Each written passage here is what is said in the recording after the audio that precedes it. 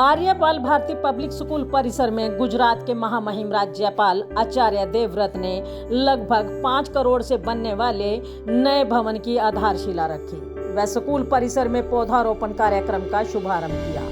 इस समारोह के विशिष्ट अतिथि हैफेड के चेयरमैन कैलाश भगत रहे। समारोह की अध्यक्षता हरियाणा आर्य प्रतिनिधि सभा प्रधान सेठ राधा कृष्ण आर्य ने की। स्कूल के प्रधान आर्य रणदीप काद्यान ने सभी का स्वागत किया।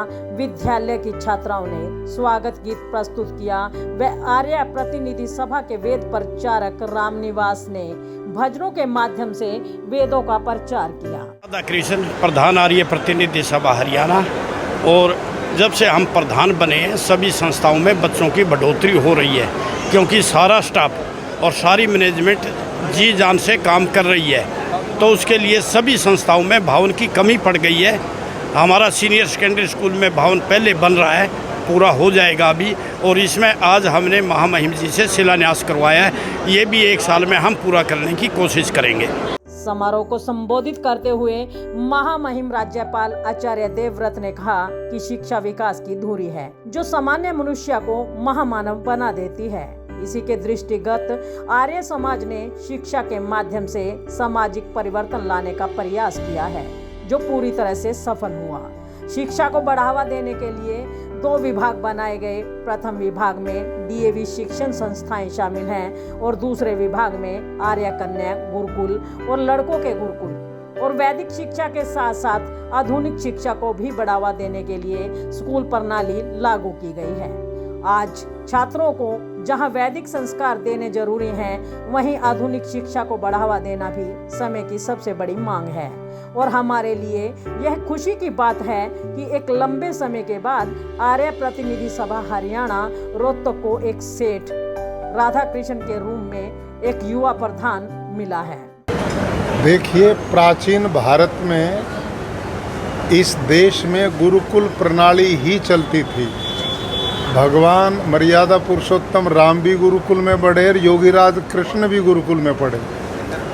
तो इस समय भारतीय जीवन मूल्यों की पुनर्स्थापना के लिए हमारी जो गुरुकुलीय परंपरा है वो एक आदर्श शिक्षा पद्धति रही है। और आर्य समाज ने विशेष करके स्वामी दयानंद सरस्वती ने उत्तर भारत में शिक्षा के प्रचार के लिए बहुत बड़ा काम किया। आर्य समाज के लोगों ने गुरुकुलों की स्थापना की, पुत्री पाठशालाओं की स्थापना की, अनेक शिक्षण संस्था विद्यालयों की स्थापना की और डीएवी मैनेज मूवमेंट जो पूरे देश में है, इस समय करोड़ों विद्यार्थी हमारी इन संस्थाओं के अंदर पढ़ते हैं कुल मिला करके।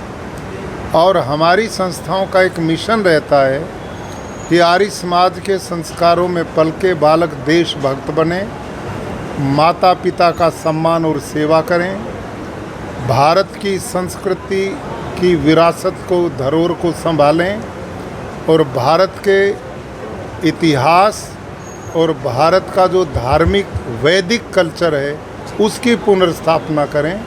इस मिशन को लेकर हमारे विद्यालय चलते हैं कि राष्ट्र को एक जिम्मेदार नागरिक बालक हम बना करके दें। उन्होंने कहा कि प्राकृतिक खेती वर्तमान समय की सबसे बड़ी जरूरत है।